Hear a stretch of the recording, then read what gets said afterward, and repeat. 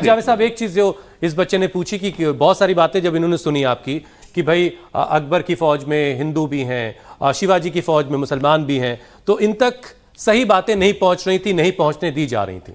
जो लोग शिवाजी और औरंगजेब को सामने रख के ये समझते हैं कि हिंदू मुसलमान लड़ रहे थे या मराठे और मुसलमान लड़ रहे थे, उनको ये शायद याद नहीं है कि जब नादिर शाह ने दिल्ली को लूट के कत्लेआम करके ख़त्म कर दिया था लाल किला को, तो उसके बाद हुकूमत किसकी थी दिल्ली में उस वक्त, ये भी बताइए, जरूरी है। उसके बाद मुगलों की थी, यानी मुसलमानों ने मुसलमानों को लूटा मारा। 1398 में तो मुगलों का 1526 में नहीं, वो नादिर शाह के ज़माने की बात कर रहा हूँ। नादिर शाह ने जब दिल्ली लूटी है तो शाह आलम का ज़माना था, जिसको रंगीला बादशाह कहते हैं, लेकिन उस रंगीले बादशाह को सिक्योरिटी कौन दे रहा था? किसी को मालूम है? वो 12 हिंदू राव अभी भी उनकी छावनी मौजूद है।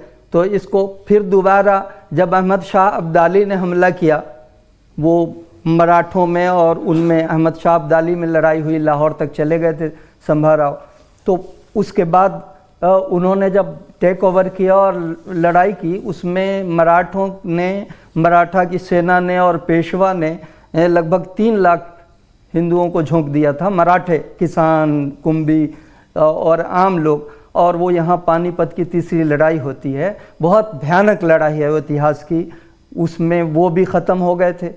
अफ़गान पठान, अहमद शाह अब्दाली, अहमद शाह दुर्रानी की भी फ़ौज सारी ख़त्म हो गई थी, उनकी भी 3 लाख फ़ौज थी, वो भी ख़त्म हो गई थी। लेकिन उसके बाद भी लाल किला को कौन दे रहा था सिक्योरिटी? लाल किला पर मांगा था जाट राममल ने कि हम तुम्हारा साथ देंगे, अहमद शाह अब्दाली के साथ, तुम दिल्ली मुझे मेरे हवाले कर देना। लेकिन दिल्ली मराठों के पास थी, मराठे यहाँ का महसूल चौथ वसूलते थे और लाल किला को मराठे देते थे सिक्योरिटी। तो ये इस तरह से लड़ाना और इतिहास को ऐसे सरलीकरण करना, ये ठीक बात नहीं। अब 1-1 मिनट का वक्त होगा। अंबर प्लीज 1 मिनट फाइनल कमेंट आपका।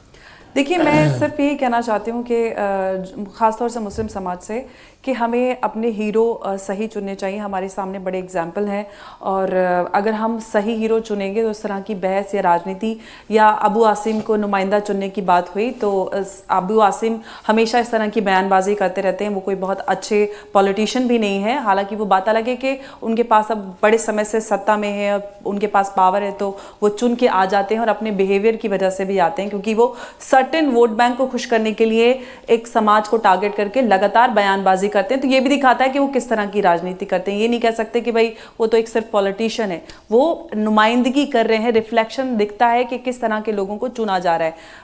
हमें यहाँ पर आवश्यकता है सभी लोगों को, क्योंकि हम विकास की बात करते हैं, डेमोक्रेसी की बात करते हैं, तो वो हमारे बिहेवियर में, हमारी राजनीति में दिखना चाहिए। और ये शुरुआत हम सबको करनी पड़ेगी। हमें अपने बच्चों को बताना पड़ेगा कि हमारे हीरो कौन है, हमें अपने जो संस्कार है उसमें ये डालना होगा। ठीक है जुनैद साहब, बस 1 मिनट का वक्त है। बिल्कुल, मैं आपको क्लियरली एक बात कह दूं, राजाओं की परंपरा के हवाले से अपने आप को परेशान नहीं करना चाहिए। जनता आज़ाद भारत में मिलजुल करके मुल्क की तरक्की के हवाले से सोचना चाहिए। एक चीज़ और क्लियर कर दूं मैं कि मस्जिद को भी तोड़ा है। आपको एक चीज़ जानकारी के लिए बता दूं, नॉन मुस्लिम ने भी तोड़ा है, औरंगजेब ही ने नहीं, नॉन मुस्लिम ने भी तोड़ा है, और मंदिर में भी बनाया गया है। लेकिन ये सब हिस्ट्री का पार्ट, इससे कुछ लेना दे। रुद्र महालय के नाम से बनाया गया है 13वीं-14वीं शताब्दी में। लेकिन इन सब चीज़ों को, इशूज, इन गड़े मुर्दों को निकाल करके हमें अपने भाईचारे को, अपनी मोहब्बत को दाव पर लगाना कहीं की भी अक्लमंदी की बात नहीं है। ये मुल्क की तरक्की के खिलाफ है। ठीक है अहमद जावेद साहब, एक फाइनल बात, फिर शो मुझे खत्म करना है। अपने देश का सबसे बड़ा मसला यही है, जैसा अंबर ने कहा, मैं इसको सही मानता हूँ, कि लोग मूर्ख हैं, लोग खुद नहीं जानते हैं, और इस मूर्खता का फ़ायदा राजनीति उठाती है, दोनों तरफ की राजनीति उठाती है। उधर भी चंद लोग होते हैं जो औरंगज़ेब को निशाना बनाते हैं, इधर चंद लोग हैं जो हो सकता है कल को शिवाजी को निशाना बनाने लगें या और किसी को निशाना बनाने लगें और कोई गड़ा मुर्दा उखाड़ लें।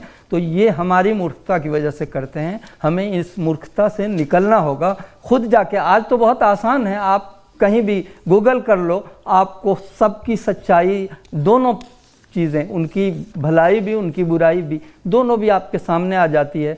तो अब हमें लड़ाने वाले खुद ही मुँह की खा जाएंगे अगर हम अपनी मूर्खता तर्क कर देंगे।